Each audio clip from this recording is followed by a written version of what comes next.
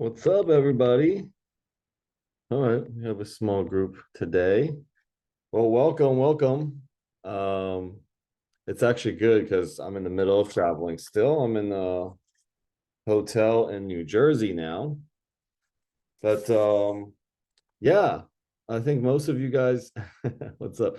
Most of you guys have been here. I recognize most of the names here. I'm sure people will continue to jump on as we start here. Um, Yeah, today I wanted to talk a little bit about the markets, where we're at, where I think where we're headed, some of the different rooms that I've sat in and listened to what some of the big players have been talking about. So just wanted to pass it along to you guys and let you guys decide what what you think is going to happen in the market. Right. So that's what we'll do here today.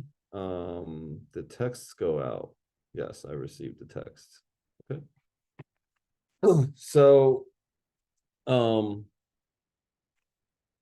some great news for me. A win this week is I uh, I officiated my first wedding.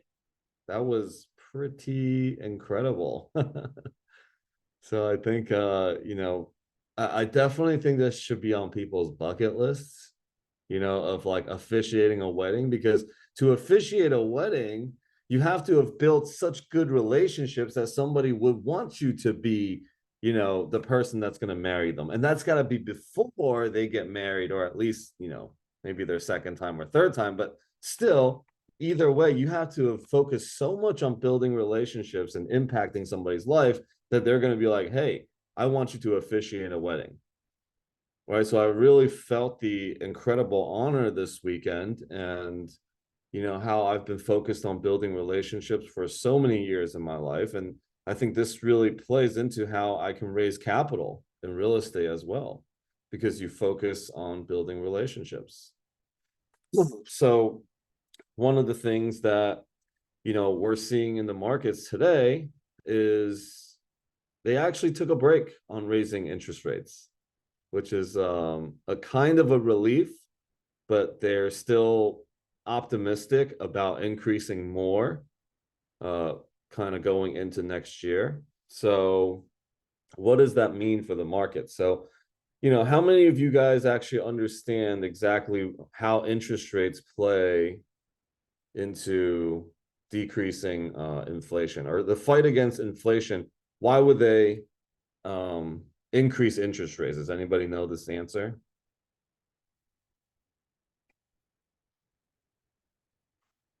No? Okay, so the reason, should I go into this right now, or should I let people in there? Well, it is printing money, but why would they increase inflation? Yeah, so John D is on target with it. You want to cut the spending, okay? Because as you make money less accessible and harder to borrow, it should cut back spending. And I'll give you my perspective of the entire cycle of everything that it affects, because every cause creates an effect on the other end, right? So what do they want to have happen? And that's, I think, if we can start to pay attention to that, and then we can make a decision for ourselves. Are they going to make it, or is it going to come down, or are they going to keep it up? Like right now, it's kind of, we're just listening to guys like Grant Cardone out there, and they're just making guesstimates, right? Brokers, real estate agents, Grant Cardone, anybody that's raising any capital for any deals, everyone is optimistic and hoping that interest rates will come down. And they're saying, okay, well, it's going to come down in the second, third quarter of next year. So it's about surviving to 25. Yeah, I mean, during hard times, it's always about surviving to 2 years down the road. That'd be nice. When you're struggling, all I want to do is survive for 2 more years. When we're dying in our death battle, all we want is 5 more minutes. We just got to survive for 5 more minutes. It's kind of like the same thing, because nobody really knows, right? In the tech space that I've been hanging out a lot with, they're like, yeah, we don't see interest rates coming down. Why would they think that? So is there some sort of biasness that happens because we're all in the real estate space, right? That we're like, yes, we want to believe this. This is what all the big gurus are saying, but like, why? Right? So I think understanding economically why interest rates, why they're pushing interest rates to combat inflation, right? Some people say that this should have happened. The big crash should have happened before COVID, during COVID. And when they printed all this money, really all it did was delay what's going to happen and cause the avalanche to happen faster, which is kind of what's happened, right? So they had to keep increasing interest rates because the economy can't keep up when real estate is doubling in price every year, when rents are going up twice every year. Like that's just not sustainable. So anybody that is putting out their track record from 2020 to like 2023, it's kind of like, yeah, you did well when everybody's doing well, right? But like, how long have you been in the game and what are they going to do now? So I think today, watching what's going on in the market and watching different players, and this is a good time for us to do our own research on who's going to play out as the great operators, right? When times are tough like this, it's all about operations. When times are great and you can just throw a rock and it lands in gold every time, then it's about acquisitions, right? But right now, when things are tough, it's about who can operate, who can create the tightest ship. So what happens when they increase interest rates let's first start with 2020, 2021, when interest rates were super low. Like, what do we see happen when interest rates drop that low? Like, property values went up, Teslas went up, all cars, every single car was up in value, right? I mean, you saw all of this happening, and people are, placing all these, getting their place to buy a Tesla, and they were overpaying. Everybody was overpaying for everything because they think that they can just keep doing this. Buy a Tesla, next day sell it and make 20,000. It's just it's not sustainable. So when we look at any investment opportunity, we should totally look at it from that place of, is this even sustainable? If it's not, all that's going to happen is there's a good chance that I will be holding the bag. And when we say holding the bag is I will be the sucker that bought it at the high price when it falls. Right? It's kind of a race to get there. Who's going to be the last sucker? Because as long as you're willing to buy at a higher price, I can buy it here. And so when things like that are happening, I think that's why being very emotionally composed, having patience, and just watching this cycle right now. It's beautiful that we get to witness and be a part of, get to see the cycle. Every single one of us on these calls, like if you're focused on growth and you're focused on learning and watching and listening to the right people to tell you how to think, how to have critical thinking, not just like listen to what I'm saying. It's a great time to learn, and you're going to be a much better investor, much better operator, syndicator, whatever you want to do in real estate. You're going to be much better after watching what happens in this market. Because what we're going to get to see is all the different players out there. Everybody's on social media. Who was saying one thing and did it work out? Who was saying something else and did it work out? You're going to be able to see, the operators are going to kind of stand apart by the end of this. You're going to be able to see that, right? And so if you're newer to the game, this is a great time to figure out like where you're going to fit in. And accessing some patience can also be good, right? But not to say that, is there any good deals out there? There will always be, no matter where the market is at, there will always be good deals. So I think understanding where you are in the markets, right? I talked about this last week in our mastermind call, I think, or is it coming up this week? Anyways, either way, there's 4 cycles. I said this maybe a couple months ago. In any real estate market, there is recession. Okay, I think we are kind of like teetering along that. Maybe we are already in it. I don't know. But majority of the markets are seeing a recession because of the because prior to recession is the hyperinflation, the expansion. So everything is building at a crazy rate. During that time is when you're like, okay, well, I'm going to buy here. As long as somebody else buys here, then I'll be okay. And then you just keep going. And at some point, somebody holds that bag at the top, right? Or a lot of people hold the bag at the top. You know, we noticed, I mean, and Bitcoin was one of the greatest ways to see it, right? People were so excited to buy Bitcoin. People did not want to buy Bitcoin when it was 300 bucks, including myself. And we all wanted to buy when it was 40,000, 50,000, because the hype just got real. You know, people made money when they bought in at 16, bought in at, 19, right? There's that period. So you can see the phases. Now, hyper extension is when people are buying Bitcoins at $56,000, $65,000. During that period, it's probably good to hold off on buying. And it's the same thing in real estate. Are they just massively building, right? All these properties are showing their NOIs as something crazy because they're increasing their rents by double, by 40%, 50%, by 100%. And so they can go and get a refinance, and now they got all this money and they did great, inflated the value of everything because interest rates were low. And that caused the hyperinflation. Now, before that, the reason why they would go into that is because real estate started to come back up. There's good news about it. So before your hyperextension, it's just regular expansion. Like the market's starting to do well. Like, for example, Las Vegas having #1 in migration now. This is kind of going, it's in that expansion state.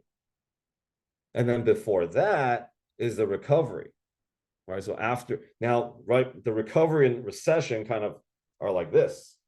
And then you have your expansion right here, and then hyper extension right here. So it's kind of, you'll see rents flatten out, maybe even come down a little bit.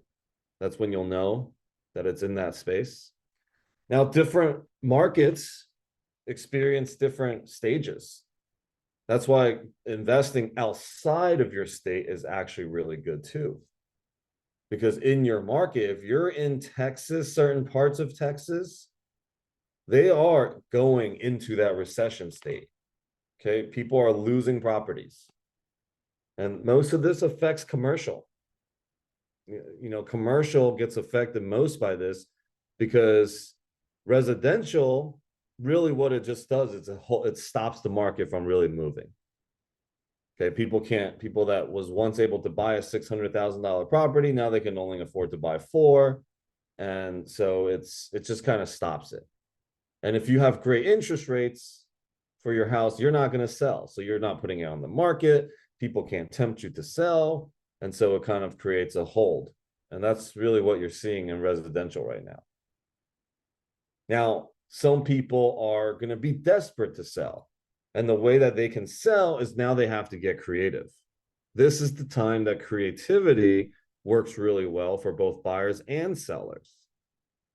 Because sellers are like, well, if I still want to get my price, either I have to hold a certain interest rate for the buyer so they can buy it and I get my price, or I give them my loan assumption. I ask my lender, can somebody assume my loan? And then I offer my 2.5%, 3% interest rate to the buyer. Now, if you love the property, by all means, control it and cash flow it using that interest rate, right? That low interest rate. Now, if you don't love it and you're just trying to buy a property to cash flow, that's when you'll kind of get into trouble because you're overpaying for a property. You're overpaying for a property to assume a debt that is lower because as interest cap rates, or let's not call it cap rates for now, your returns, okay, your interest rates, as it goes up, your returns have to match that. Right? So if right now your interest rates are low and you're cash flowing, that's great. But as soon as the interest rates go up, which in multifamily and in commercial, those are only about 7 to 10 year loans. and a bunch of them are coming up in the next year and a half and 2 years. A lot of them, right? So what's going to happen is interest rates are high and I cannot refinance or sell my property. Right? People are kind of in the bind for commercial. So there's going to be a big exchange of wealth. And there's probably going to be a lot of people returning properties back to the bank because they can't fix it. If you buy at a 3% interest rate and you have to refinance or sell at a 6 or 7% interest rate, you're losing a lot of value in the middle. And we go over the math of how to calculate that, in our Tuesday calls, which is the program. But you're going to lose a huge chunk of it. And if that huge chunk of it. Sorry, Alex, can you repeat that statement again, please? Sorry about that. Okay. So if you own a property right now that you're cash flowing at 3% interest rate. Okay. Let's just say it's a $100,000 property at 3% interest rate. That is $3,000. $3,000 a year, right? Let's say your cash flow is, I don't know, 5,000. So, I mean, your total gross is 5,000 and you can make $2,000 a year on this property. It's not bad.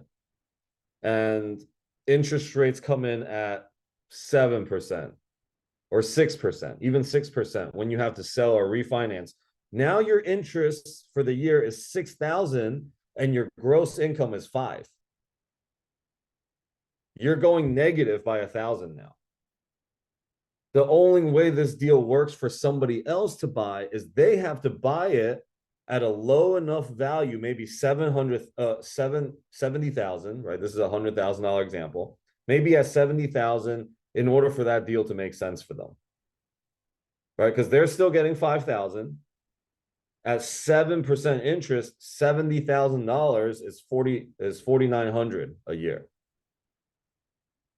right? You see the difference? Like, you're already losing 30% value just from that increase, which is exactly what's happened so far. So technically, I'm sorry, isn't it based on variable you're talking about, or what if it was fixed? 3% still becomes 6%? So let's say it was fixed. It was fixed, but your loan is now coming due, right? Because you got the loan 6 years ago, 5 years ago. If you got the loan 5 years ago or 6 years ago, your loan is coming due. You had 3% fixed, so you're cash flowing, you're doing great, your investors are getting money, but now your loan is maturing. That means you either have to refinance or you have to sell. You no longer can sell your property at more than what you came in at, 100,000, because the interest rates are so high. And this is commercial we're talking, because residential is a 30-year fixed. Yes, residential, less affected. They can sit through through this period of time, but also a lot of people bought residential on variable. There's a lot of people doing flips and, things like that.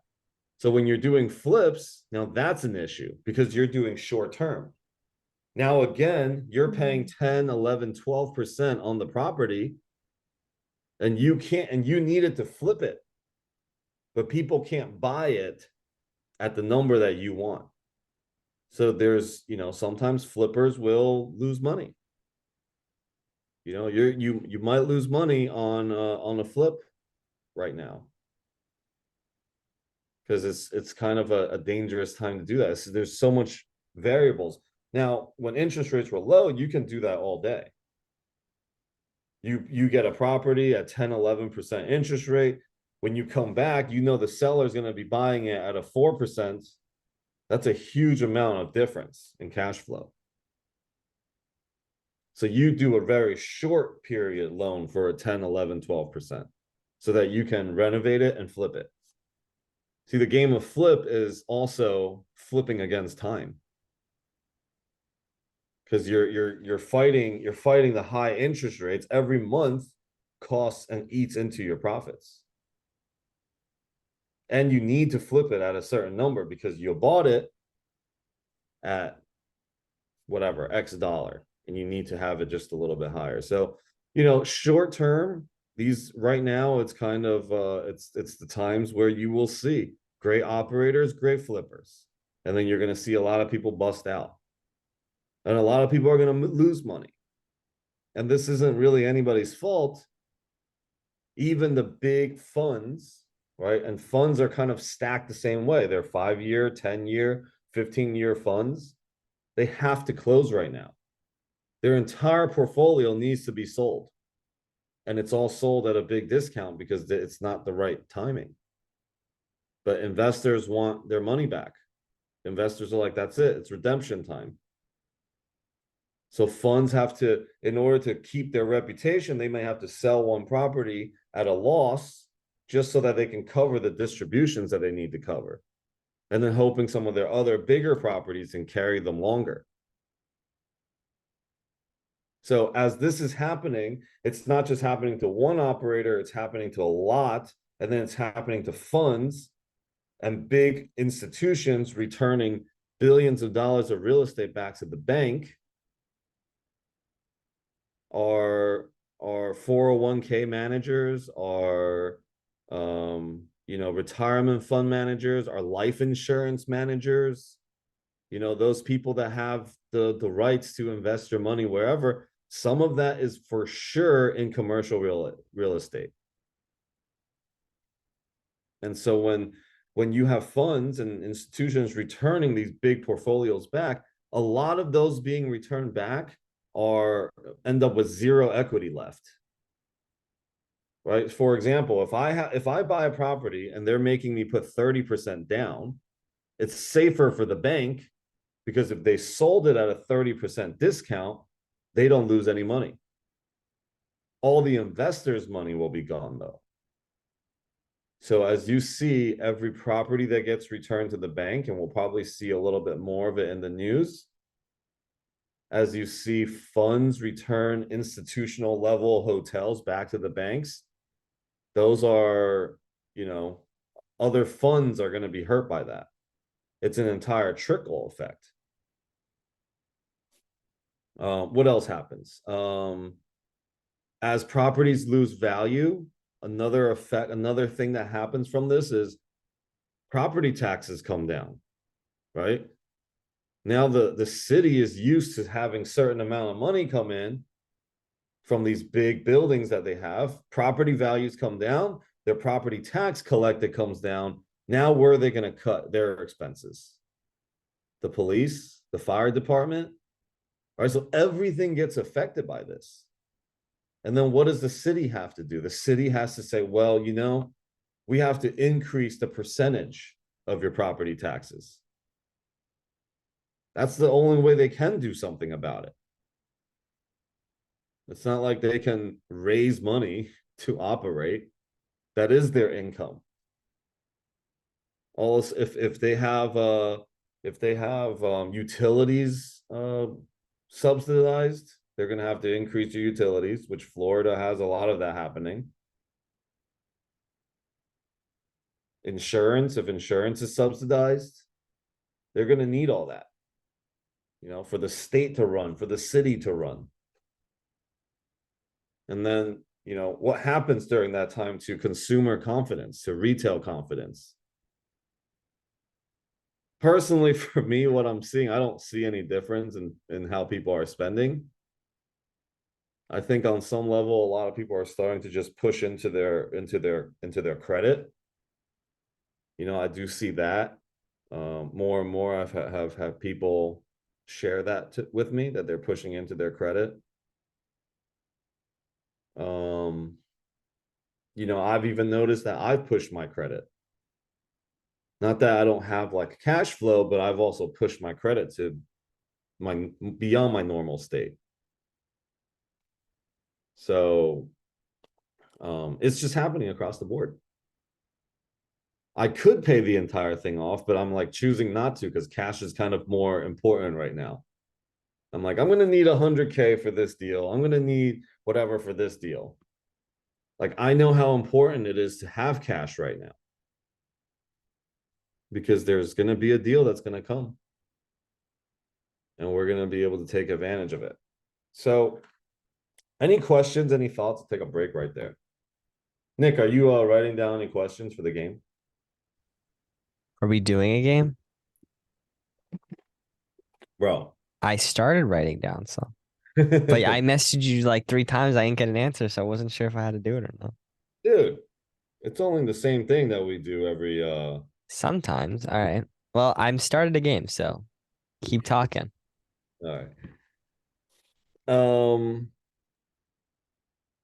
Yeah, any questions, any thoughts about the market, about where we're at, where you're at? What's the solution? That's a good question. So, I mean, for me, I think the market just needs to stabilize, and it's totally up to the Federal Reserve. You know, like when they decide it's time. That's why they push interest rates, and they can decrease it if they want to. It's literally has nothing to do with they're deciding the direction in which the economy goes. Just from pushing interest rates up and down. Right, so you can kind of see how powerless we are in terms of that. But also understanding like what's going on can help us invest heavier at different times and maybe lighter in different times. But either way, once you start to invest in real estate to a certain level, you have to invest in real estate just for tax purposes. And that's when it's kind of like fun. Fun because you're forced to. It's like, all right, I don't even have a choice to not invest in real estate, which makes you buy assets. So hopefully, you know, everybody can start to get to that place. Like you got to begin by owning some real estate, becoming a real estate professional, you know, or using other tax strategies. We have to like, if you have to have a W-2, then how can you build there's still ways to structure, still ways to use life insurance, trusts, you know, holding companies, all sorts of different things to really, really mitigate tax. But like the first game that we have to learn is that. And if you have to buy, you know, you get to a point, you can create your life to a point where it's all business and real estate. And, you know, Grant Cardone was like, if it's not a business expense, I'm not buying it. He's probably expensing his watches somehow. There's definitely ways. He bought like what is he on his third jet? He bought 3 jets because he needs the tax write-offs. I mean, imagine being like in that place. Like what we want to have, you get to a place where you have to buy it. That's fun. To me, that sounds fun. Right. And there are certain things that I do now that I'm like, yeah, I can go get a haircut once a week because it makes sense to write it off there. I spend a lot of my time on Zoom, on camera, in front of people. The haircut is an expense. You know, lunches and dinners and things like that. A lot of it are expenses. I'm always out with somebody, and we will discuss real estate 100% or investments. So I think the solution to this is, you know, be ready to invest. And learning that investment isn't just about this short-term return. Like, can you invest with people that are operators that have like purpose behind what they're doing too? You know, what is the impact that they're going to make? There are a lot of people that are just trying to get into any deal, anywhere, wherever. And that's risky. It's they kind of diversified with states, but you know, it's better to know what you're buying first. Know the backyard. So if you're going to start buying real estate, I would say buy in somewhere that you know really well. If it's a duplex, buy it somewhere that you know really well.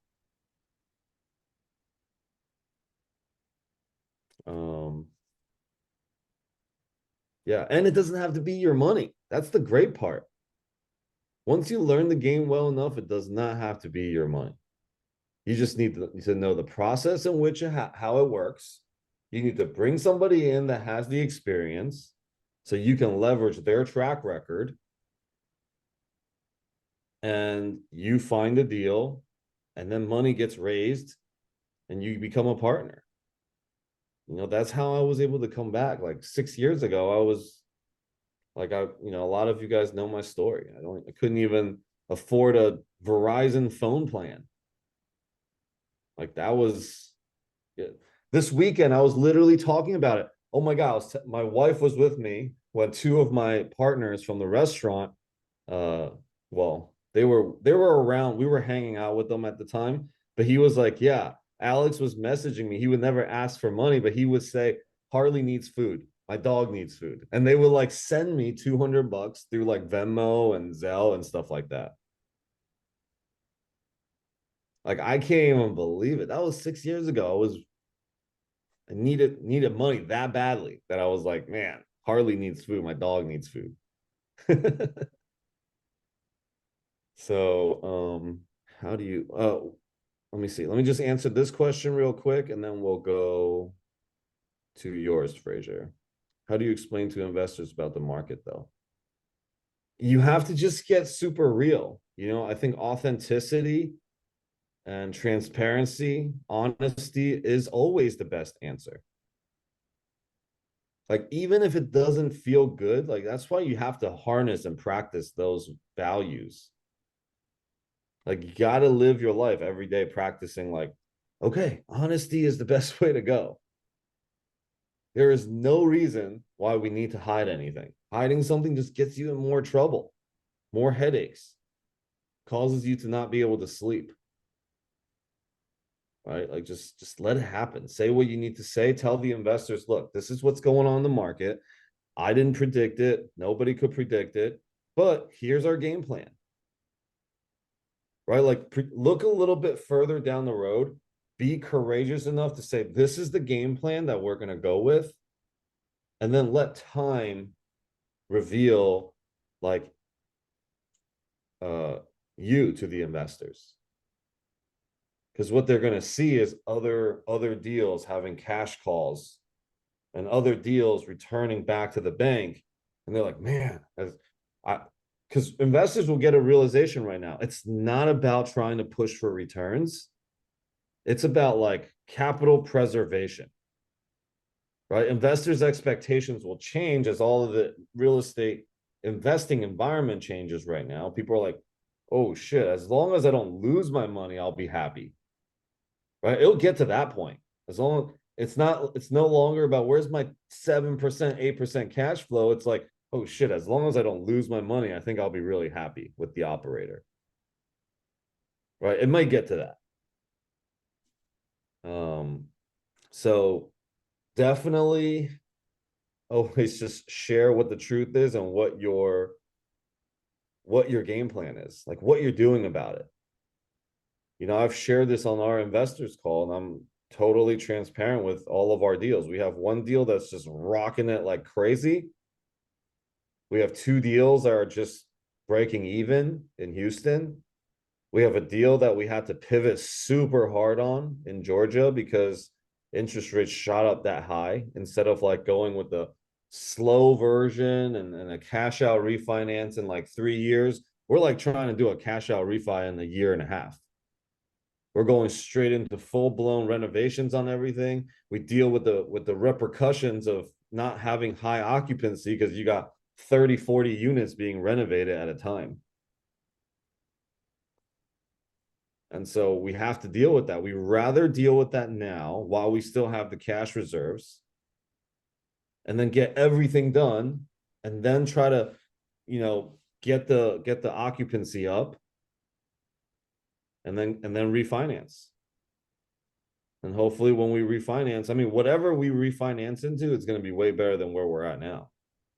So we're going to have this humongous cash flow injection from 11% interest rate down to like 5.5%. And we're going to be able to return some capital to our investors at the same time. And, you know, we're very transparent about our plan. Right. And a big part of that, like on me, is I was very new in the game when I got into that deal. There was another operator. I invested in somewhere where I have kind of no idea. I just bought into the whole pitch as well, and then helped raise capital. Raised like $1 million. So also, if you're getting into the game and you're considering raising some capital for a team, also recognize that. Do you fully believe into the deal, or is it just another opportunity or another like shiny object? Right. Thanks for that. Yeah, of course. Force the appreciation while you can and then refi. Yeah, I mean, you know, we're probably gonna be you know, somewhere around that, you know, that time for refi. Hopefully like a, you know, 3 months. Oh, look who's here. The OG legends in the house. So what's up, Mike? We're blessed to have There we you go. today. Hey, what's up, guys? What's up, Alex? What's up, bro? Man, it looks like you're in a hotel room. I love it. Yes, I am. I am. I am in the hotel room. Yeah, I'm in the office. Oh, okay. So for anybody that doesn't know Mike, oh, look at that. If you don't know Mike Bailey, Go where are ahead. you? You're in Houston right now? Yeah, I'm in the second office right now, the R1 office. Okay, cool, cool. So Mike is with Massive Capital. If you guys don't know who he is, he and I, he basically handheld me in through the first deal. You know, I carried my weight for sure, but you know, he gave me the opportunity, gave me the shot, and we worked out really well together. I love the team, and then we did a bunch more deals together after that. You know, and then now he's with Massive Capital. I'm sure like most of us probably know him. Some people here probably doesn't. Yeah. Yeah, and we're always gonna I'm always gonna be super grateful for the opportunity, and you know, basically Massive Capital's like our big brothers. And yeah, so we're talking about the market right now, Mike. Go ahead. We're talking about you know, how interest rates are affecting the entire market, and what's the purpose of interest rates in terms of combating inflation. So that's where we're at right now, and you know, we're just sharing some of the strategies. So, you know, well, you want to share with us some of your strategies of what you guys are getting into, you know, to take advantage of where we are in the market right now? What are your thinkings? Yeah. So one of a few things. I mean, we're actually, so we started out. We spent last year acquiring, you know, mostly multifamily value add properties, and we actually even went through the process of, we did quite a few deals where the lending, we went on recourse debt for a while instead of non-recourse intentionally with some local lenders to get lower fixed rates. We did that for a while last year, which looks like it's paying. That plan is paying out. You get to a point you cannot do too much recourse debt over and over until you kind of, they'll tag you out basically. Mhm. And then so coming into this year, you know, we are shifting a little bit. We're still doing some multifamily. We're actually though looking for different scenarios and different reasons. Some of it is we're getting some deals that are seller carry opportunities.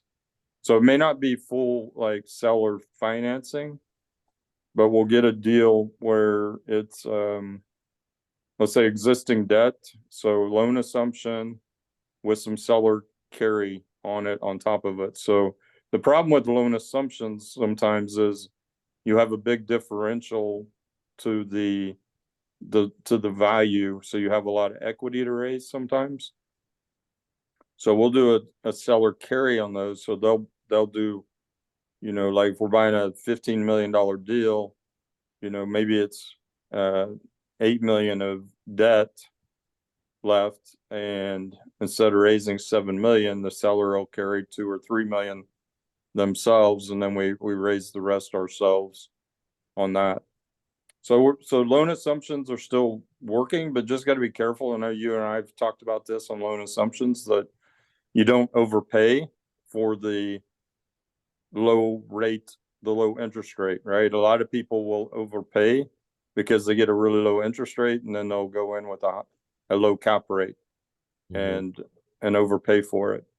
So just got to be careful you're not overworking yourself. And then the third way is for us, we're actually, if we can underwrite it with bridge debt, so we'll actually lean on to bridge debt now. And with bridge debt, you know, even if it underwrites at a high interest rate now, you know, 9% or maybe, you know, even more than that, then, you know, we are comfortable coming out of that we'll be able to get the property working and refinance that in 2 or 3 years at likely a lower debt. But of course, it'll be lower if we can go to agency after we stabilize it and meet the DSCR. Yeah.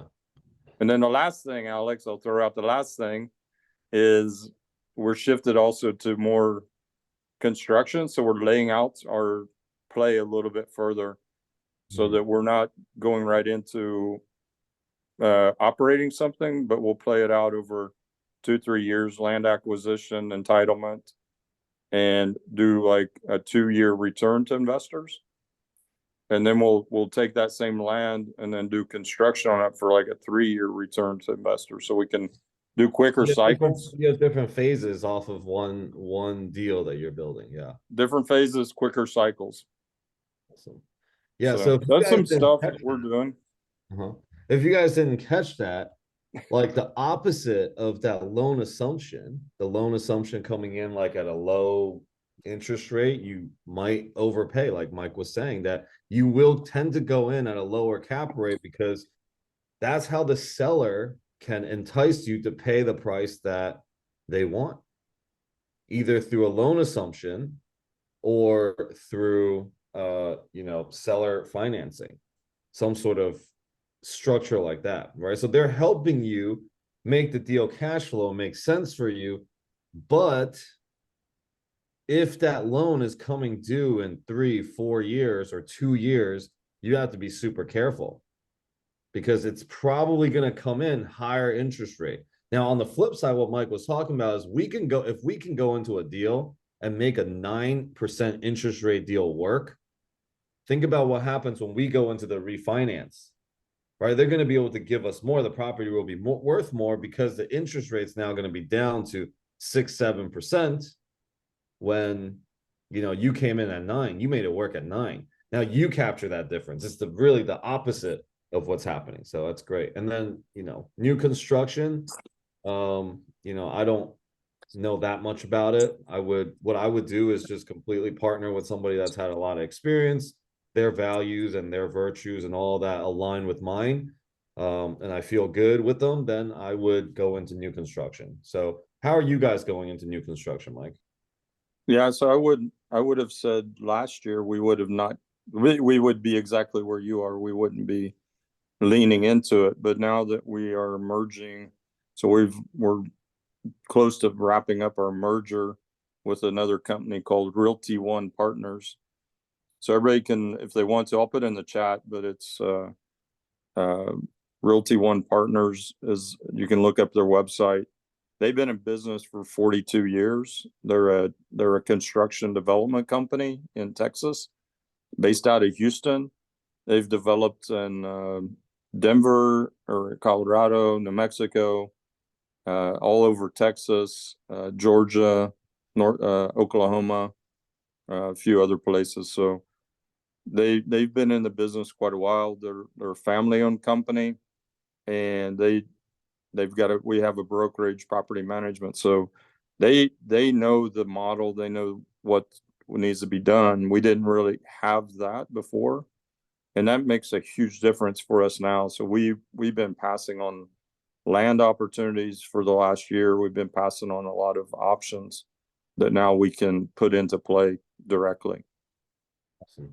How did So you it'll be know one they were a good company coming out in November, December. We went from little massive to big massive. Hey, you guys are always massive, massive to me. So how do you know that? And we're gonna get to your question in 1 second here, Fraser. I mean, it's gonna be great because Mike's here to also help answer it. But how do you know that they were great partners? We've actually A big merger.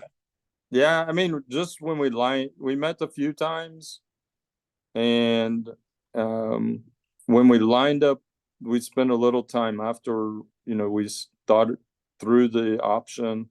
They suggested the merger, and we started looking at it together. And just when you line up what we had, what they had, first of all, there was not much overlap. So like a lot of times you merge companies and you got to get rid of people or get rid of this or that because there's so much overlap. In this case, there was not.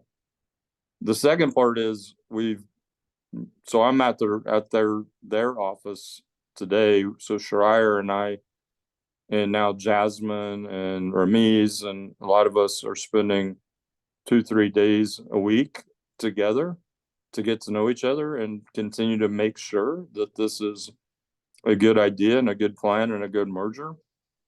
And so it's continue to understand the relationship, build the relationship as we close in on it's 5 months in the working. So it's not an overnight decision for sure. And it just, for us, there's so many not gaps. There's so many opportunities that we weren't able to take advantage of because of not having the construction and the development side. And we also, they didn't have really a corporate look at things. They're, family company. So just everything together, it's made a lot of sense so far. Yeah. Okay, so let's take Fraser's question. Go ahead, brother. Okay, now I've got a couple questions, but the first question is, is do you think that there's a potential for another 2008 situation in the near future for the market, the way things are going? Or do you think that's not going to happen again because there's probably some things in place to prevent that from happening again? And then my second question is for Mike Bailey. What area is your guys' office in? Is it Houston, Dallas, or somewhere else in Texas?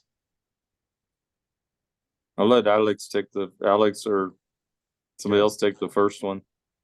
Sure. So the first one, we talked about this, I think last week or the week before, that 2008 is completely opposite to what's happening right now. It's not a bunch of,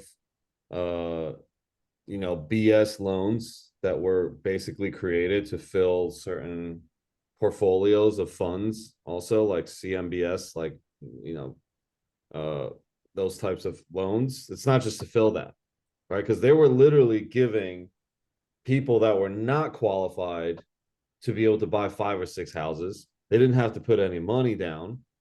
So all of those types of loans, and there was a lot of houses that were kind of just abandoned because nobody had any skin in the game.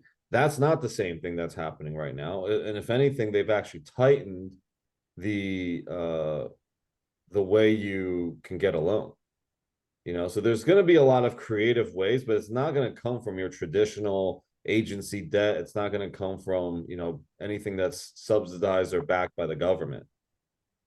Okay, so there's definitely something in the play right now.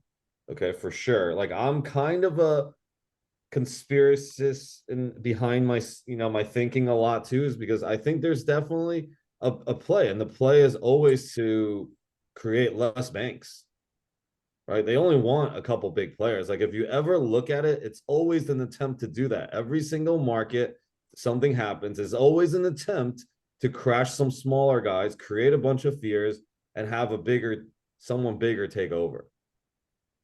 Right? Like it's always the same thing that keeps happening. Because they rather, if you think about it, if you're sitting at the table and you're trying to control the economy, which I don't think it's bad that the group of people controls the economy a little more, but do they want 100 banks at the table, or do they want like 7? Right? Like if you have a team and you're running a deal, do you want 100 people putting their feedbacks in, or do you want just 4 or 5 partners that you guys can make decisions? Right? Like, so, and then also I think the way that our government and everything is structured causes us to not be able to make big changes, or any president to come in and to be able to really make a drastic change right away. That's a whole nother topic of, I think, the confusion that politics get into. But anyways, I don't think 2008 is happening. I do think on the commercial side, though, you're going to see a lot more bleeding than the residential side. So I do think that will happen. But I don't think the entire economy is going to crash like 2008 did. The reason why I was asking that is because, like, in Canada here, there's a lot less moving right now. It's slowed right down. Like I have some investors that I do work for. They're all like, "Well, we're gonna see what next year does." We're like, there's a lot of that. I'm hearing a lot of that. So yeah, everybody is going to be holding tighter. This is why if you can get deals done right now, people will remember you. It's a time to be able to do things when everybody can't do things. And then also like mustering up the courage to do it, right? Because like people are like, oh, well, if everybody's holding off, like, do I even want to get into a deal? Do I even want to raise any money right now? Like this is the time that people will be remembered, and and then we'll set aside the operators and the syndicators, the good one, the great ones, versus your average one. Or just people doing real estate, great flippers and the average flippers. Like who's going to do well in today's market? You're going to be in the next 2 years. Like who had the courage, who was honest and transparent, who had the plans, who was able to see what was coming, who's investing into the right types of deals. Like all of those things are going to show up. And, I think a lot of people will set themselves apart from this market, because this is not 2008. A lot of people that said they went through 2008, that's awesome. Really what they did was lost a whole bunch of shit and then made a whole bunch of stuff afterwards. So like, awesome. You still lost a bunch of stuff in 2007, 2008. So it's not like anybody made it through there, per se. You were just able to take advantage of the market because you had the courage to keep getting up after you get knocked down. But Rod Khleif lost like 50 houses or something crazy like that, $50 million worth. Yeah. So, it's not like he was able to make it through it because he just kept doing it and capture the up ride. And we've been riding that wave for like 15 years or whatever it is. Right? It's only a matter of time before the correction comes. And another little conspiracy thing is, I bet you they're going to try to start a bunch of wars. Okay. There's probably bunch of people are going to try, the United States, whatever, probably going to try to start wars somewhere, and hopefully it doesn't happen. But usually when this type of stuff happens, they're trying to create a distraction for us. Don't focus on what's going on in the economy. You're going to focus on some war, and war brings economies back. That's just how it's always happened. Okay, anyways, history bullshit, conspiracy bullshit. That's all my stuff. Take it with a grain of salt. Don't listen to me. Mike, what do you think about all that? I was saying Roberto's got a lot of good feedback as well as reading his comments. So yeah, but he's been through it as well. He's seen it, right? Yeah. And he's been through that construction phase. So yeah, I mean, I think so. I'll just share more. Like for us, we're buying. We're still buying. We're under contract on 4 deals right now, one in North Carolina, one in San Antonio, one in Austin, and one in Houston. Wow. And some of those people probably would think is a little bit crazy, but we looked at each play. So San Antonio is a Class C value add deal. It's a loan assumption, and we're also we're still working with the seller. The seller is looking to put back some of the money into the deal as well, not as a carry, but actually as a LP.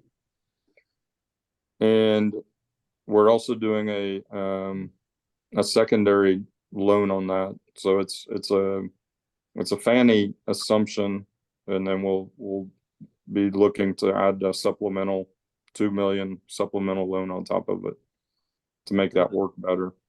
So keeping down the retail investor side.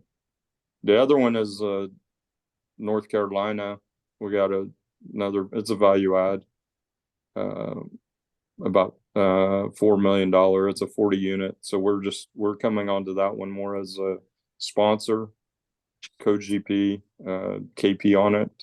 Well, we think we committed like 250,000 or something like that of equity ourselves. So not a big part for us, but it's more to get us expansion into other markets and continue that expansion. And then the Austin one is a construction opportunity, and it's a retail center. So we also are doing a little bit of retail centers now. So triple net, not just multifamily only. So we are also diversifying across asset classes is another thing during this period. So we'll add retail in a few markets. We're going to have some multi-use in a few markets and multifamily. And then also what I'd call it's kind of flex space. It's not really storage. It's more flex space, which it's like kind of a retail flex where people can have like their office and they can have a shop in the one side and an office on the other. So doing a little bit of that as well. So my point of all that is that we see the market's going to be what the market is. You buy at the highs, buy at the lows, buy at high interest rates, buy in, places that, we're not focusing in small areas. We're focusing in concentrated areas that are still large growth. So, Texas as a whole is growing still. Houston is growing. Dallas is growing. San Antonio is growing. Austin's growing. So we're focused in those markets as well currently, because, we're not going out to small outside markets. So North Carolina is like Raleigh, where we're going there. That's a few other things. So just avoiding some of the real small pockets at this time for us. What is Fraser had a question about your office. Yeah, I was just asked. Go ahead. Go ahead. No, go ahead. No. I was just curious to know, like, where your main base of operations is, like where you guys are, like Dallas, Houston, San Antonio. Yeah. So this will be the crazy part that people think is crazy. Probably is, but our office, we're primarily in Houston, and the crazy is we're actually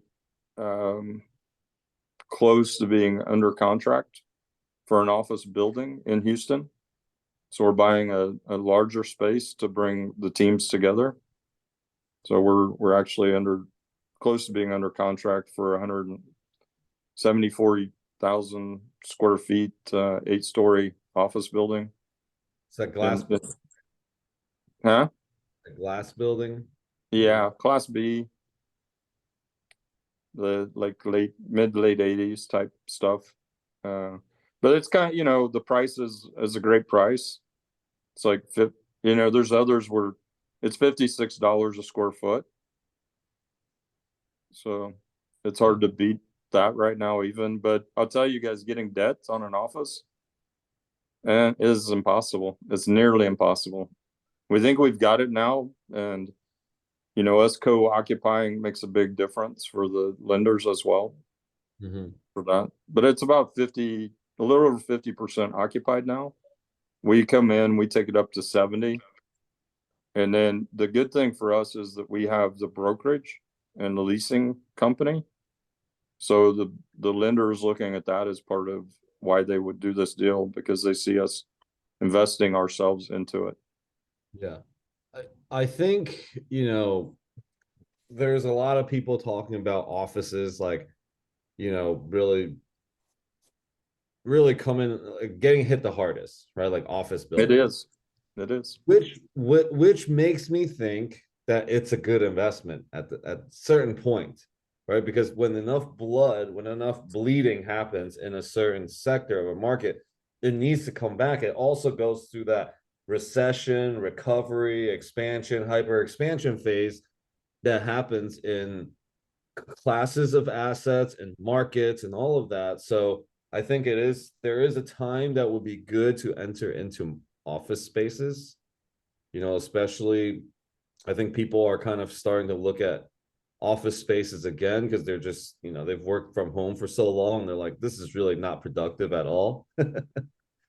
When you work at home, it's unless you have the discipline to really sit down in your own office at home to work, it is not very productive. Like you don't get enough. That's why you need an office. And I think people are going to start seeing that again and being like, I need an office space or I need somewhere where I can go to work.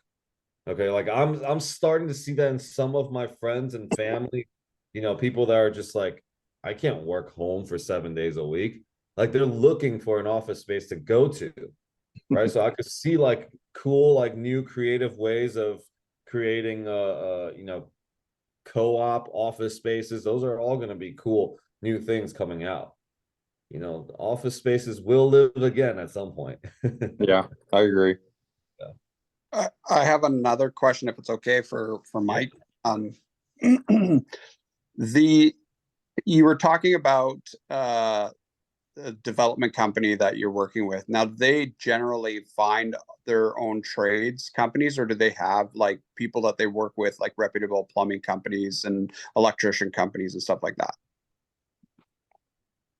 They have a long term. I'll say we now because it's us becoming them, or they're becoming massive. So we have long term relationships with all the trades. So they work primarily as a developing company slash general contractor, and then arrangements with all of the trades over a long period of time. The superintendents are direct hires to us, and then everything else comes out separately. We do some of the purchasing ourselves, or versus passing that on. So some of the purchasing we do, depending on the type of material, the product and what it is. Elevators or some of that stuff, we're doing direct purchases. So like, say an individual from Canada wants to move down. Ask your question directly, dude. Who would be a good plumbing contractor to contact out there for someone like myself looking to move out there? Well,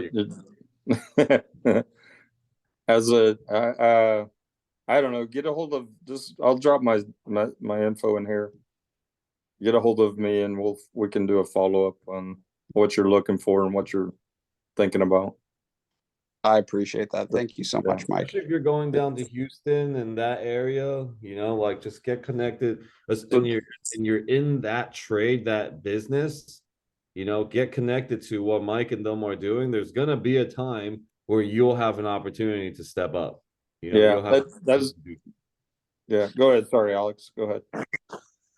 No, you I was thinking exactly the same thing. I was coming through. I was like, what would actually even be better is like make a visit down to Houston and come out to our location, come out and hang out with us for a while, spend a week or so in Houston and get to know people, meet others. And then through that process, you'll figure out where you want to be, what you want to do, if Houston's a place or not.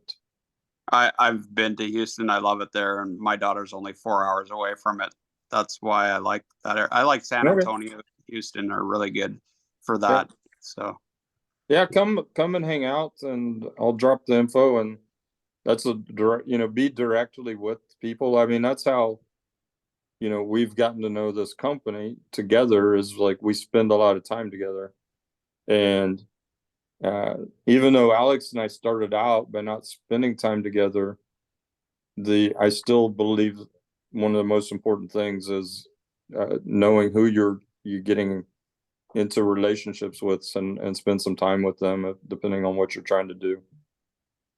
yeah, that sounds really good. Thank you. Yeah. Where are you at? We're in Canada. I'm in a town called well, it's a city, but it's pretty much a town in your guys' eyes. It's called Penticton, BC, British Columbia. Okay. The central Okanagan. Okay. I don't know it exactly. I got an idea, but I was just curious. I spent some time up in Canada. I worked in oil and gas. Oh, nice. Spent some time around a lot of different countries, including Canada. So cool. We have some Canadians on our team. There you go. All right, cool. So, find Mike and their group down in Houston, San Antonio, all that area. I'm sure he'd be glad to, make some introductions. Then it's up to you, like when the opportunity is there, at the end of the day, it's still going to be up to you to over deliver. We talk about this sometimes on our call, is like when somebody asks you to do something, like you can over deliver. Right? Like if you ever have an opportunity to do so, like I was sharing an example last week or 2 weeks ago, that if I was asking somebody on our team that is newer to a general partnership team and was like, hey, can you get the bills, our utility bills, right? Like talk, something about that. Can you just compile those?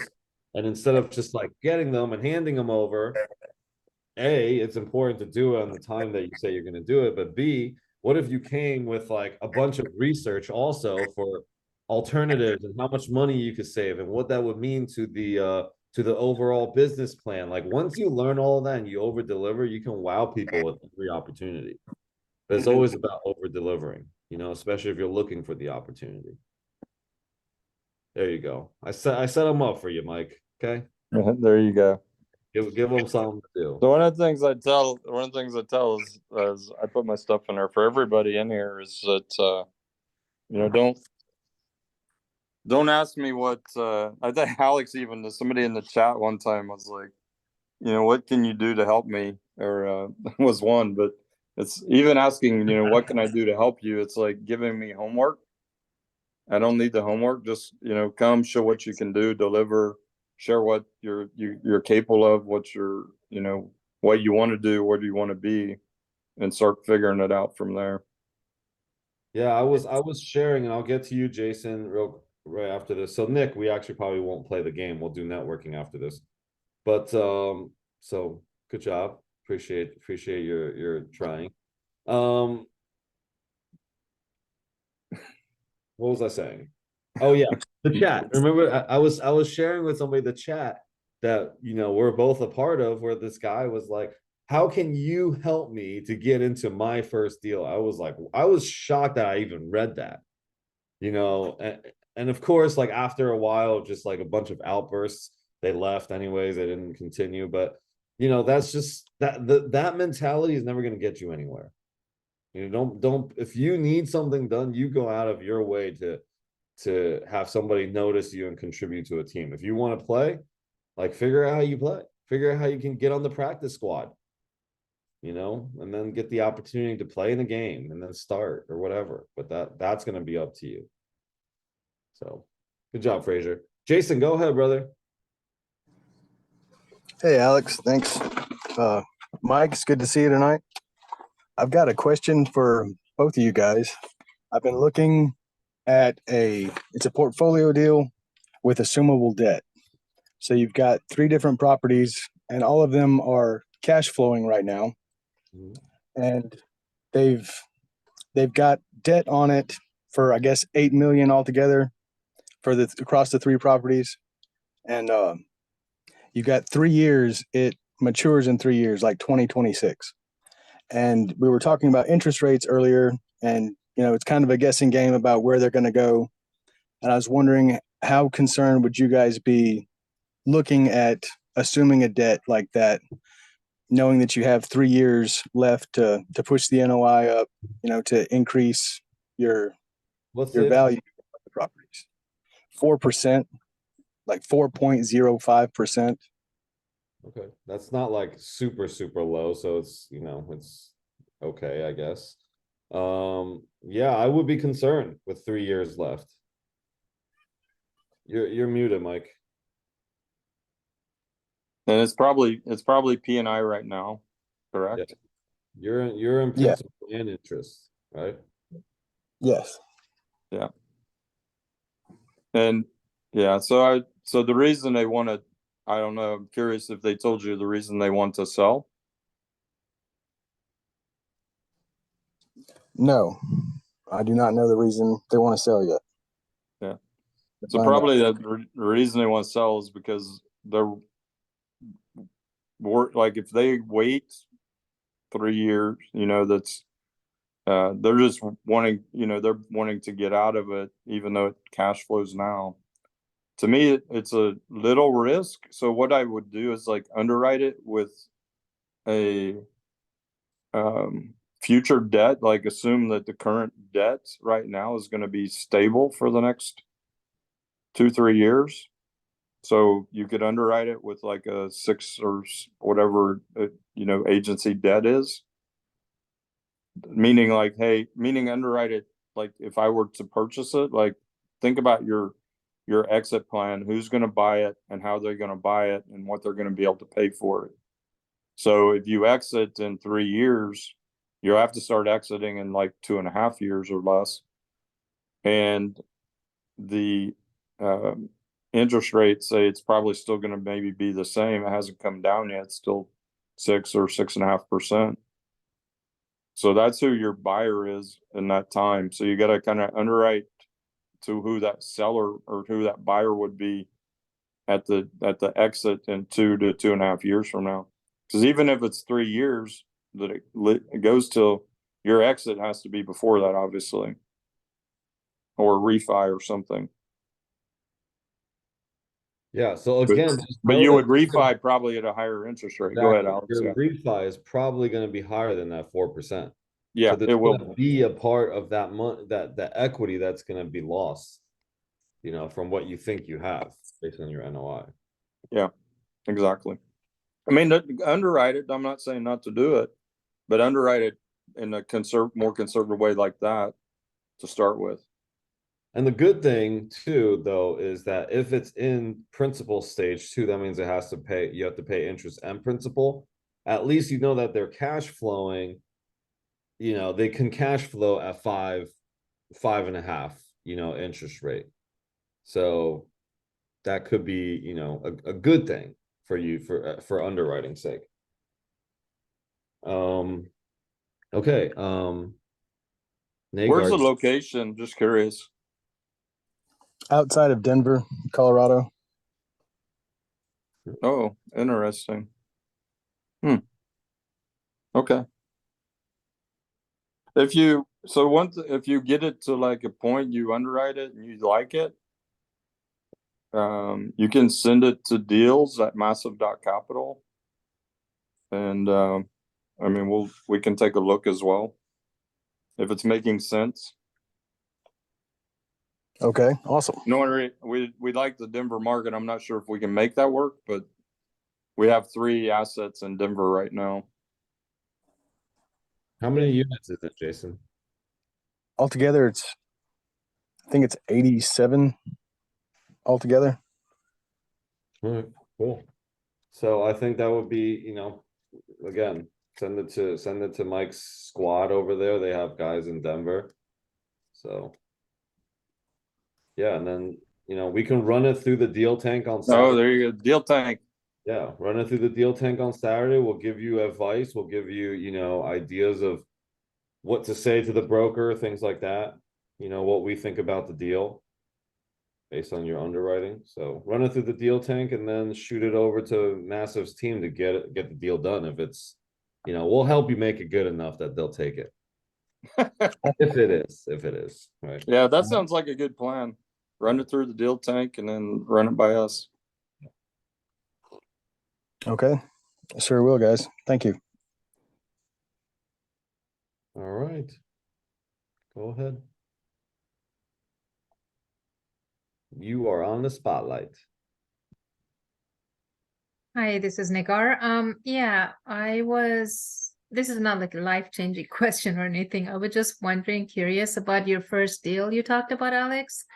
You said that 6 years ago you weren't where you are right now, and then the first deal that, is kind of like up in the air and you don't know what got you, you're not like too happy about it. How did you got into the first deal, and did you do it because of what? I mean, did you know how to underwrite perfectly, or because we're nervous about our first deal, so I'm just wondering.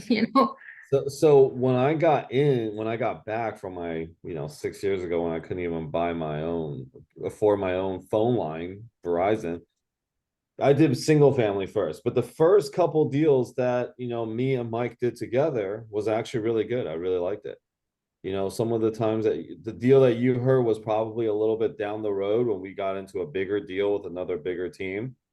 That one is the one that is kind of the most questionable, but the pivot has been great. So we believe in what we're doing. We believe what the team is doing as they're leading the way.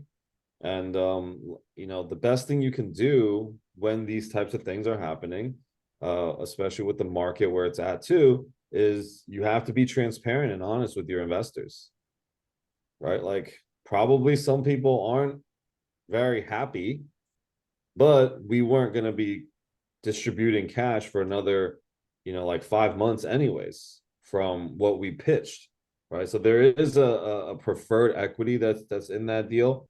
But, when I didn't say I wasn't happy about the deal, I said that's the only deal that we have that's really like kind of up in the air.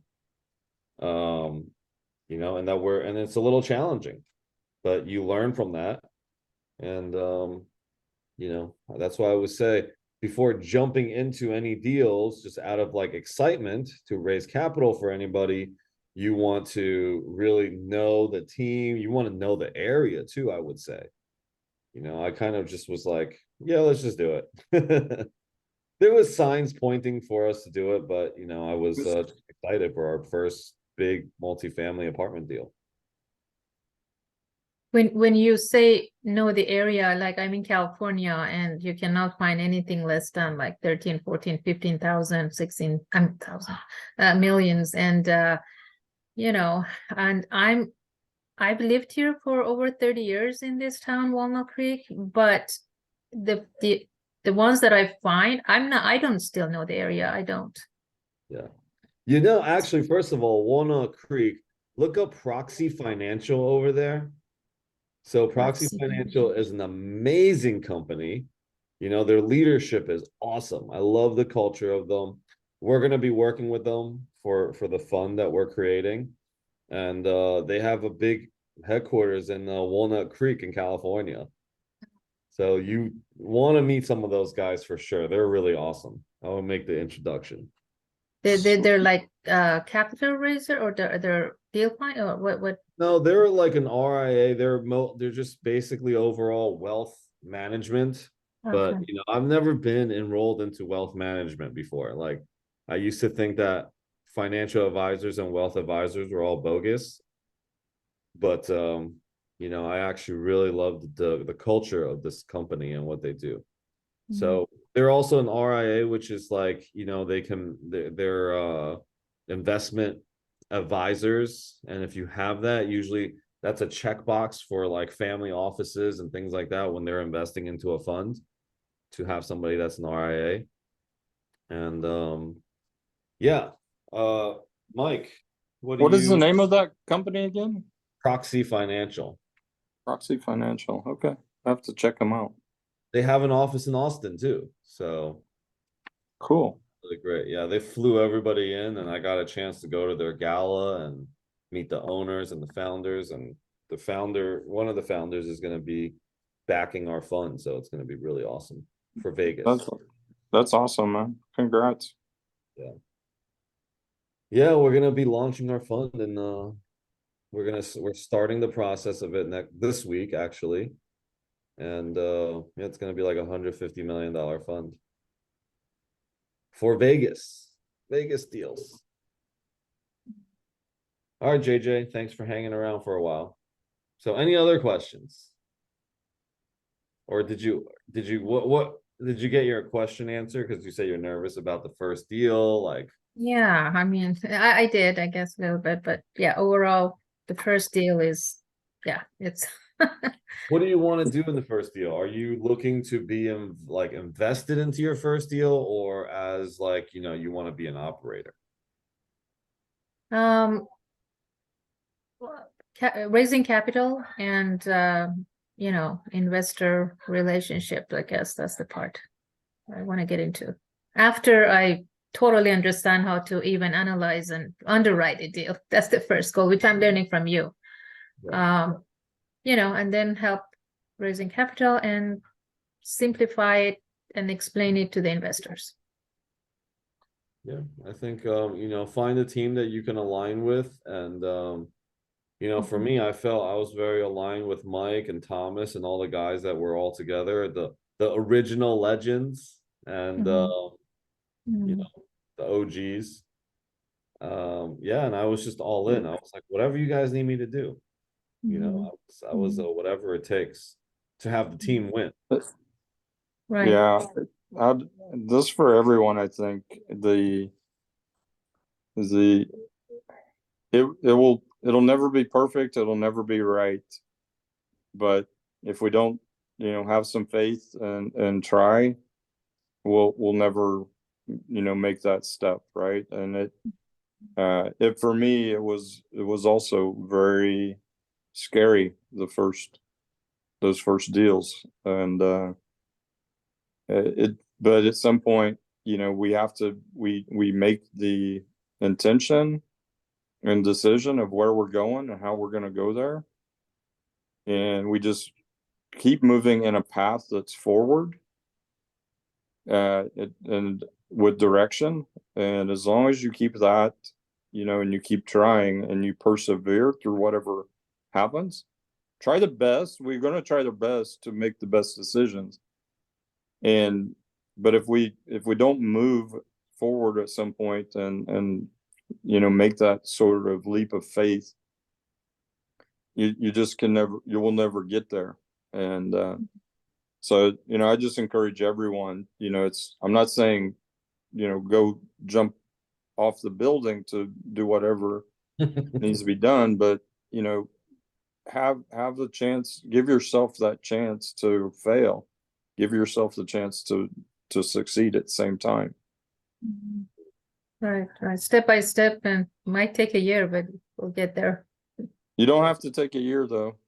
No, that's the option, Look, there's a lot of you're around some good people, And I can tell you that for sure. So, and that's the thing, being in this group, like with all the people, with Alex's team, everybody that's there, being around people that are doing it's just going to get you closer and closer to doing the first one. And but definitely, I wouldn't, I don't know what, I wouldn't use 1 year as my timeline or my goal though either. Yeah. I would say, a month or 2 months or 3 months should be my timeline or goal. This year. It will happen 2023. Yeah, try to. I mean, when I joined Grant Cardone's mastermind in December. I was in my deal in January with Mike, John, and Thomas and Danny. Right? Like that was that first deal. I mean, that deal is amazing right now. It's like, I felt very good. But the reason why I was able to feel really good was because the people that I was working with were awesome. Like, I think that's the first part. It's like, feel really awesome with the people that you're going into a deal with. Like the deal also. Like it was a cool deal. It didn't seem like there was much to do and much problems with it. And, and they carried me through it. Like, I was like, wait, what do I need to do? Oh, we just got to raise this money. Okay, cool. right? Like I didn't have to deal with the loan. I didn't have to deal with LOI, PSA, none of that other stuff because they just did it all. Mm. Mm. So I felt like it was such a smooth deal. And then they're like, oh, well, we got 2 more deals. You want to do these deals? I'm like, yeah. Right. And they're like, oh, okay, well, let's do a couple more deals. And then we go into another deal. And so, that's just going to end up happening and it's going to scale you. And what I'm going to teach is how do you leverage the stories? Like you have to be documenting, leveraging your stories and being able to always raise capital with it. Right. So, oh shit, the time. Is that what you did? Your role at the beginning was raising capital, just like what I just said? Your role Yeah, was raising capital, I right? knew I When was you going to be started. whatever. Yeah, I knew I was going to be whatever I needed to be. So raising capital was something that I was already good at. I knew I could raise some capital. Mhm. I was like, the first deal was like, I know I can come in and bring 700K. Ended up bringing like a million. And I was like, oh man, I'm tapped out. Can't do it no more. And then we ended up raising more. I ended up like, at least 6xing what I thought I could raise. Probably 10. Right. So yeah, between Great. all the deals Okay. that I've done, I'm Mhm. probably after this Ogden Vegas deal, probably going to be close to 12 million. Mm. And then we're close to putting a 125 unit hotel under contract across the street. That's going to be a good deal. I think we're going to be going in at like a 9 cap on that deal. Nice. Yeah. So yeah, a lot of great things. And we were actually, oh my God, I actually forgot. Let me see. We didn't have time. I didn't put enough time for breakout rooms. I'm sorry. Oops. No, I mean it's a good opportunity. It's a rare sighting of Mike Bailey in this room now. So, I wanted to give you guys more of an opportunity to ask him questions, get to know him, right?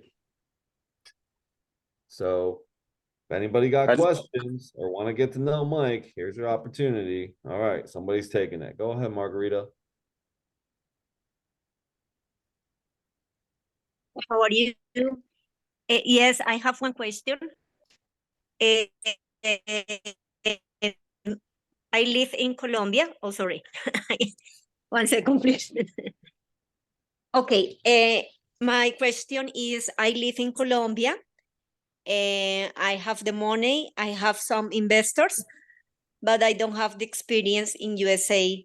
So I am very confused.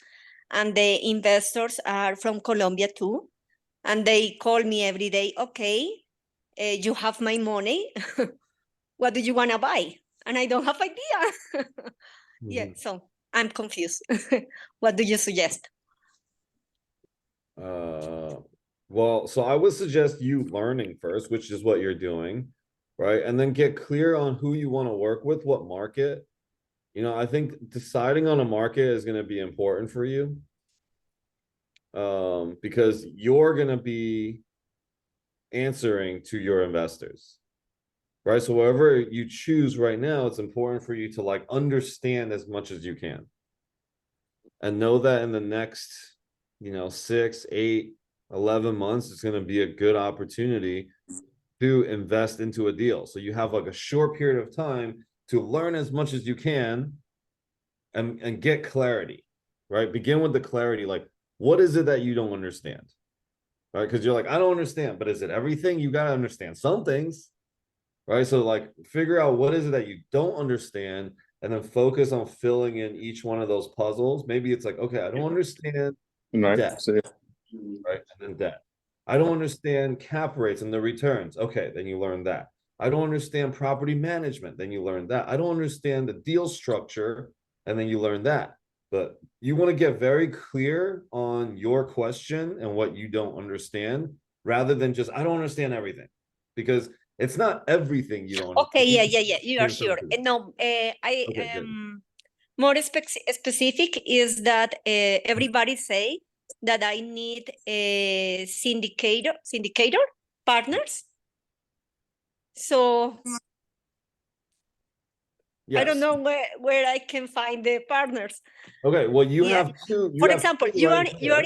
in Vegas, Yeah. Michael in Houston, Yeah, the Texas, rest of the Yeah, country. yeah. and for us it's easier to do the business in Florida. Yeah, No. or Uh, maybe I am So focusing something yeah, that is not right. you can be anywhere, right? So like Roberto's in Florida. So you want to meet like, okay, what about the Florida market? Is the Florida a good market? Right? Like right now, is it a good time to buy? You want to ask that question. Because it's not. If Okay. you find a syndicator partner, right? There's me right here on one end, there's Mike on the other end right here. You know, there's a bunch of people that you can. Oh, I think you're frozen. Okay, there you are. There's people on this call right now that you can be partner with. I would say yes, definitely. If you are in Colombia and you're bringing money to the United States, you find a team that you are willing to work with. Okay, that you will bring money to, that you will have complete access to. So that's number one. Like if you put it with Cardone, your investor's going to ask you about stuff and you're not going to be able to get answers. Now, I'm not saying that that's a bad avenue. I'm just saying like it's just big.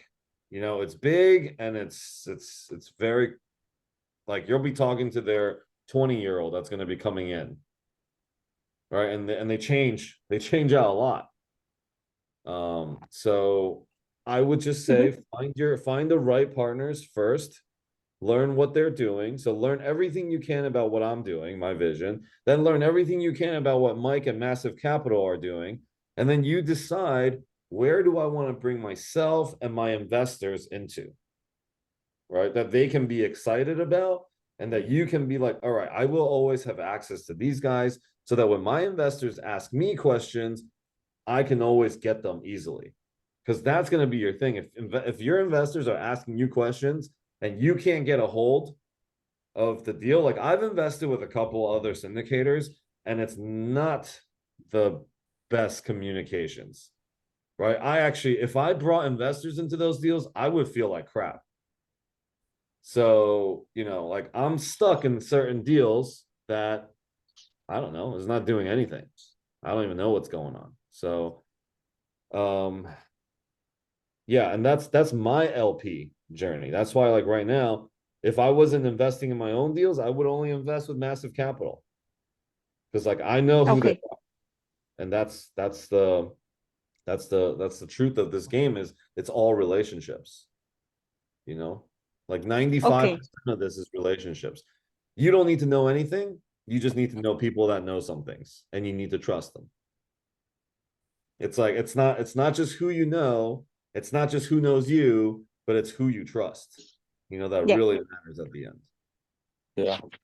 I was 100%. And the couple things I was thinking as well is that you can, so as you learn a little bit, as you learn whatever you're learning, what I would suggest, even with your investors you have and even other ones, is you start having like a monthly meetup with them and you start teaching them.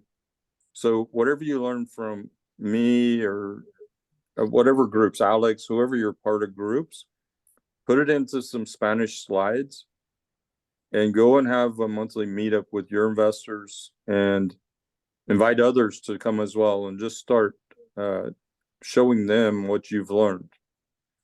And as you do that, you're gonna double, triple, quadruple your learning by teaching someone else what you just learned from Alex or whoever else that you're working with. And so I would do that as one thing, you know, and start building it out.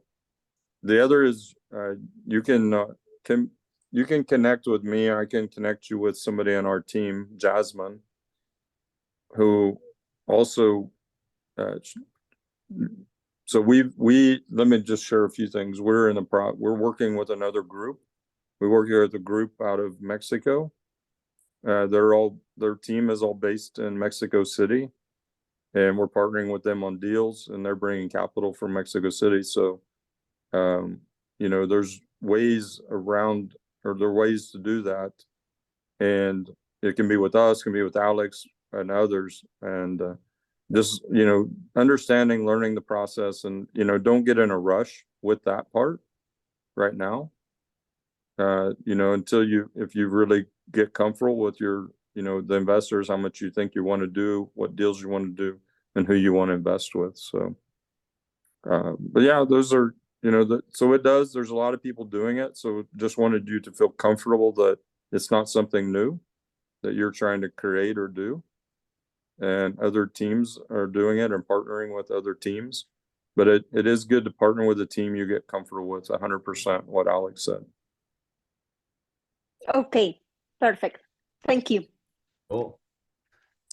I'm gonna So- put Jasmine's email in here as well. Just Okay. you can reach out to her. Yeah, there's the she brand is now. Thanks, She- Jake.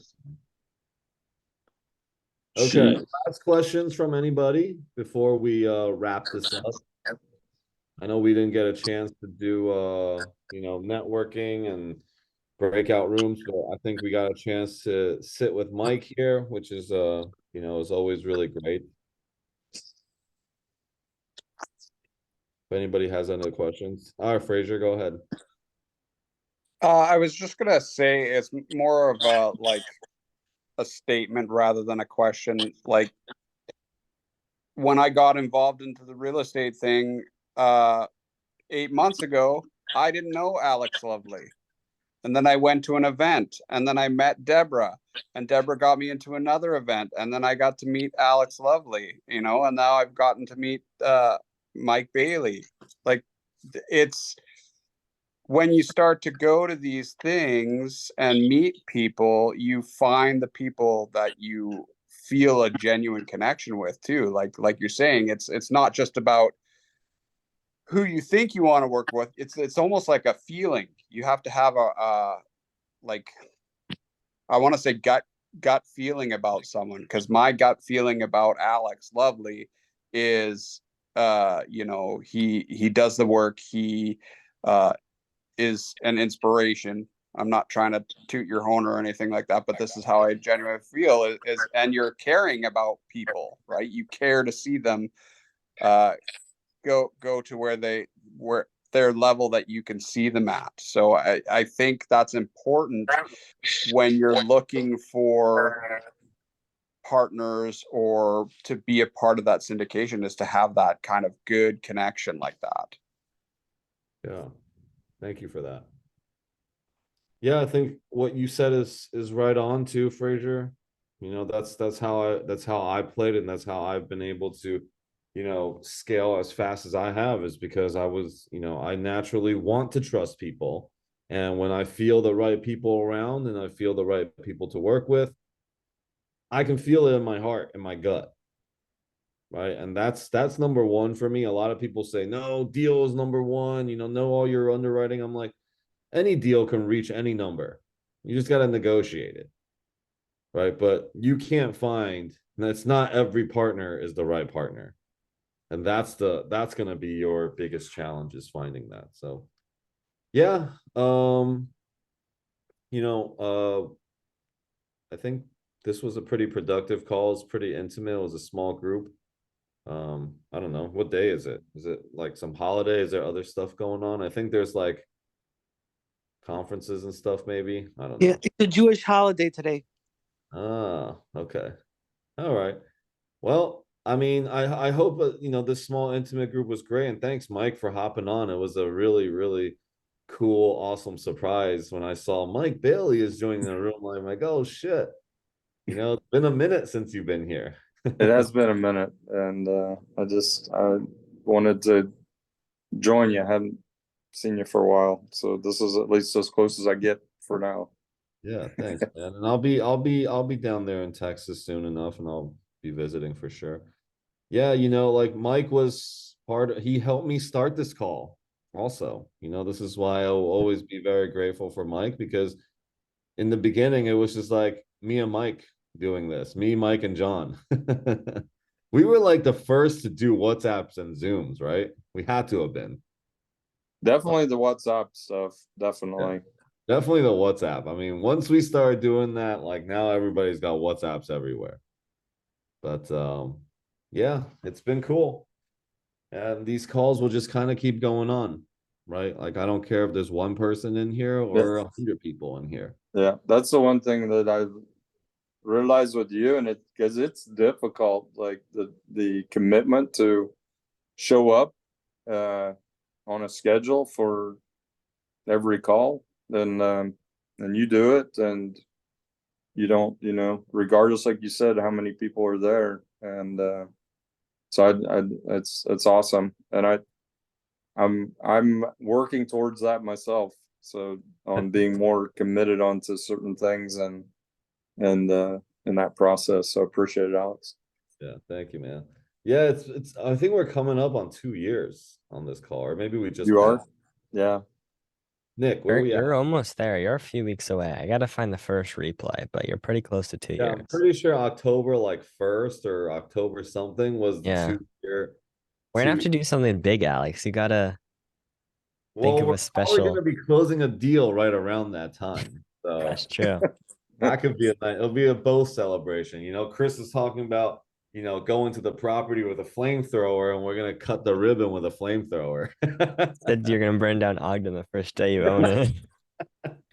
No. We won't be close to the building. Hey, since you got Nick here, Nick, I just let you know Hey, Mike. that, hey, how you doing? Oh man, you got like I know. you got the whole mic set up there too now, I know this was my Christmas present because I used to have nothing. I used to be on my MacBook. huh? Hey, I got 2 text messages from you guys, and but two different links. Really? Yeah. So one of them went to like a I don't know, went to something else. Just letting you know. Alrighty. I'll take a look. Really? I can see. I unregistered myself, so I didn't get the messages today. Here, I'll text it to you, Nick. All right, thanks. Yeah. I did get two too also. Are they two They different both- Zoom links? Yeah, one ends in like 1759. The right one is the one that ends in 15. Here, I'll send to you guys.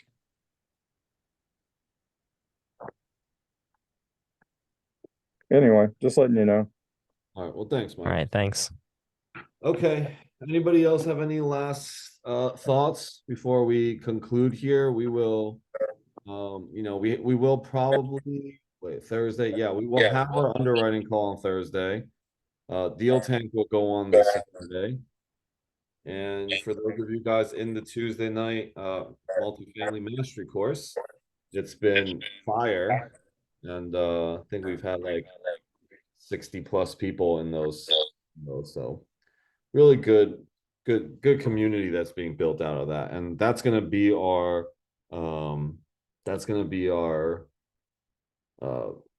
pre-recorded evergreen course coming up. And then if you still want to be a part of it, you can still join and just kind of watch the replays and get caught up. We're still kind of in the early stages, but we are going into week 4 tomorrow night. All right. So yeah. Last thing before we hop off here, I will be in Dallas at that 360 conference, Real Estate Summit conference in Dallas, October 9th to the 11th. It's going to be pretty crazy, I believe. David Meltzer will be there, Brad Blazer will be there, Jeff Hazlitt will be there. They're all like, it's kind of and Proxy Financial will be there. MW Law will be there. So there's a couple of people that I'm going to be working with and partnering with that are all going to be there. And it's just a different group. It's different than what we've seen in all the different conferences. Like you go to Brad Selmrock's, Rock Cleaves, it's all kind of like, it's like a reunion every conference. You see the same people over and over. This will probably be a much different one. So if you're in Dallas, definitely come check it out. If you're going to be virtual, check it out. The email has gone out. We'll probably still send a couple more out in the coming week. All right, so October 9th to the 11th, Dallas. Mike, if you guys want to sponsor the event, Massive Capital, there's space to sponsor. In case you're interested. All right, that's it. That's all, folks. Sorry, you muted me or I muted me. Anyway, thank you. I'll take a look. All right, take care, everybody. Have a fantastic night. See you guys later this week. Thanks. Great to meet everyone. Great to see those that I already knew. Peace out. Thank Appreciate you. it. Good night. Good night.